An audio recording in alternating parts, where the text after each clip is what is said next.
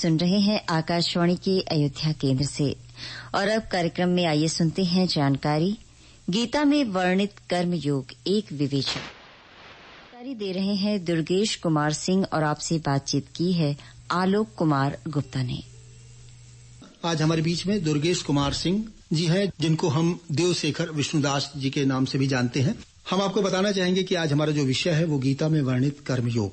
सबसे पहले हम आपसे देवशेखर जी यही जानना चाहेंगे कि कर्म क्या है। हार्दिक अभिनंदन। जैसा कि आप जानते हैं, कर्म ये जो है बहुत ही जटिल विषय है, लेकिन अगर इसे आचार्यों के सापेक्ष में समझने का प्रयास किया जाए तो हम आसानी से समझ सकते हैं। तो जैसा कि आप जानते हैं, किसी क्रिया को भी कर्म कहा जाता है और कई बार भाग्य को भी कर्म कह करके आचार्यगण संबोधित करते हैं। बहुत अच्छी बात आपने कही, लेकिन हम लोग अक्सर दैनिक दिनचर्या की भाषा में और आम बोलचाल की भाषा में ये सुनते हैं कि कर्म प्रधान है और भाग्य और कर्म का आपस में संबंध है। आप इस विषय पे क्या कहना चाहेंगे? भगवान भी भगवद गीता में कहते हैं कि बिना कर्म किए जीव को उपार्जन नहीं होता, लेकिन सिर्फ कर्म करने से सफलता मिले ऐसा भी नहीं है। तो हमारा जो जीवन है वो हमारे कर्म और भाग्य का संयोजन है। तो कर्म के साथ साथ भाग्य का भी उतना ही महत्व है जितना कर्म करने का, और ये भाग्य निर्धारित होता है हमारे पूर्व जन्म के कर्मफल का और वर्तमान में जो हम क्रिया कर रहे हैं उसका। माने कि हम समझते हैं कि जैसा आपने कहा कि भाई पूर्व जन्म का भी इसमें बहुत कुछ प्रतिफल मिलता है,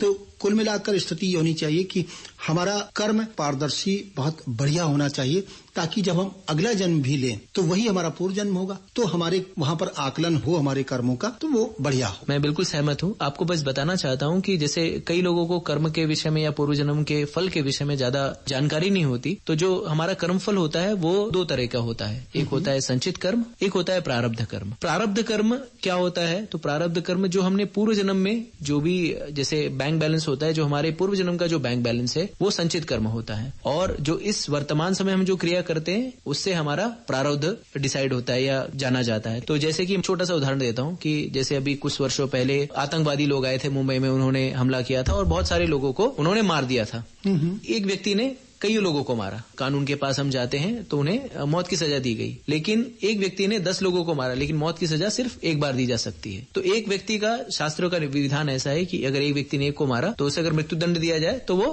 बराबर हो जाता है, लेकिन बाकी लोगों का 9 लोगों का जो कर्मफल है वो अभी आपने प्राप्त नहीं किया, तो उसके लिए अगले जन्म में वो संचित होकर के आपको प्राप्त होता है। बहुत अच्छी बात। हम समझते हैं कि हमारे श्रोता जो इस समय आपको आकाशवाणी अयोध्या के माध्यम से सुन रहे होंगे, देवशेखर विष्णुदास जी, कितनी अच्छी बात कि हमें कर्मों के आधार पर बहुत कुछ सीखने की आवश्यकता है। हम कैसे कर्म करें ये भी आप बता रहे हैं, और उनका फिर क्या प्रतिफल आने वाला है ये भी आप बता रहे हैं। बहुत अच्छी बात है। क्या मानते हैं कि अगर हम गीता की बात करें, उसमें अगर वर्णित कर्म की बात देखी जाए तो उसकी आज के वर्तमान परिप्रेक्ष्य में आप क्या प्रासंगिकता मानते हैं? जैसे कि भगवद गीता में भगवान कहते हैं, कर्मण्येवाधिकारस्ते मां फलेषु कदाचन मां कर्म फले हेतुर्भुर् माते स्वंगस्व कर्मणि। तो भारत में प्राय सभी लोगों को कर्मण्येवाधिकारस्ते के विषय में पता है, लेकिन मां फलेषु कदाचन इस विषय में ज्यादा लोग चर्चा नहीं करते। तो वर्तमान समय में अगर उस श्लोक की अगर परिभाषित किया जाए तो उसके हिसाब से हमें कर्म करने का अधिकार है, लेकिन फल के विषय में हमें चिंतन करने का अधिकार नहीं है। होता यह है कि हम कर्म करते हैं और उसके फल की आकांक्षा पहले ही हम चाह लेते हैं, ये चाहिए, और अगर वो नहीं प्राप्त होता तो हमें दुख होता है। छोटा सा उदाहरण देता हूं मैं। जैसे हम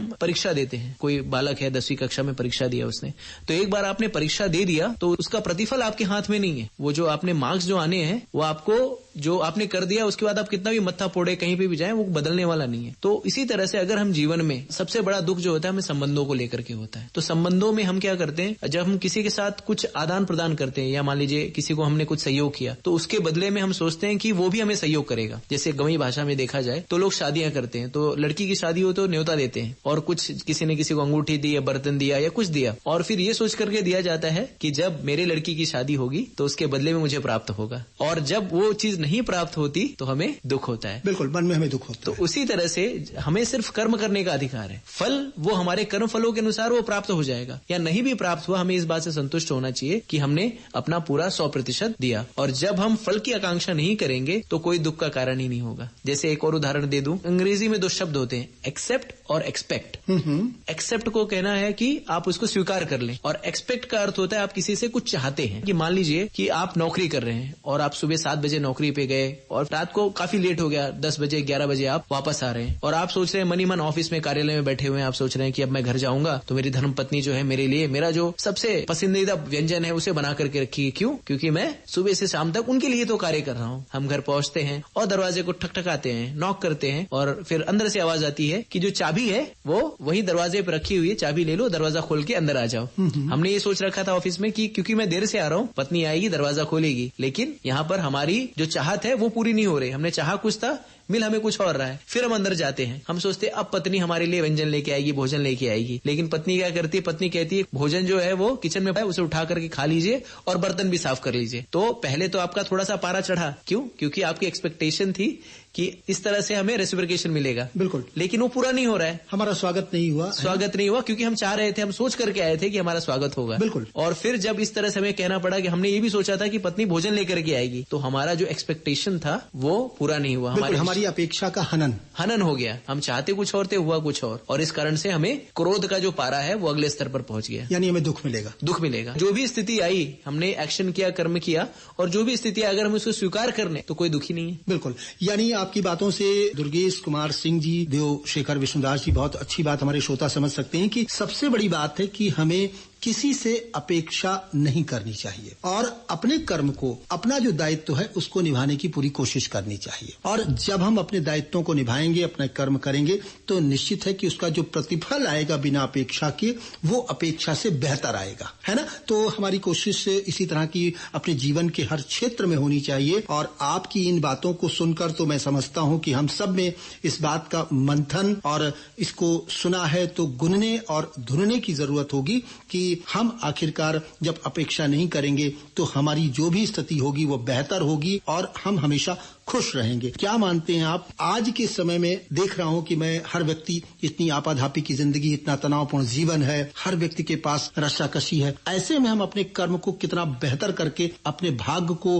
उसमें जोड़कर क्या कुछ कर सकते हैं? जैसे भगवद गीता में भगवान कृष्ण जो है वो निष्काम कर्म योग के विषय में चर्चा करते हैं। और ये निष्काम कर्म योग, जिसे संन्यास योग भी कहा जाता है, ये सभी वर्तमान समय सबसे प्रासंगिक है। कोई भी क्रिया या कर्म करते हैं तो उसका 2 प्रतिफल होता है, या तो पुण्य प्राप्त होता है या तो पाप मिलता है। कर्म की भी 3 श्रेणियां हैं, कर्म, विकर्म और अकर्म। तो कर्म वो सारी चीजें हैं, वो क्रियाएं हैं जो शास्त्रों में अनुमोदित की गई हैं, जैसे भगवद गीता, भागवतम इत्यादि शास्त्रों में लिखी गई है। और जैसे कि झूठ नहीं बोलना, किसी के साथ द्वेष नहीं करना, किसी की संपत्ति नहीं हड़पना, किसी के पत्नी से अवैध संग नहीं करना, ये सारी चीजें निषेध है। तो जो सारी चीजें करने योग्य है, जैसे किसी भूखे को खाना खिलाना, प्यासे को पानी पिलाना, प्याऊ खुलवाना, किसी को ठंडी लग रही है कंबल दे देना, तो ये सब पुण्य की श्रेणी में आता है, यानी कर्म। तो ये पुण्य प्राप्त होगा।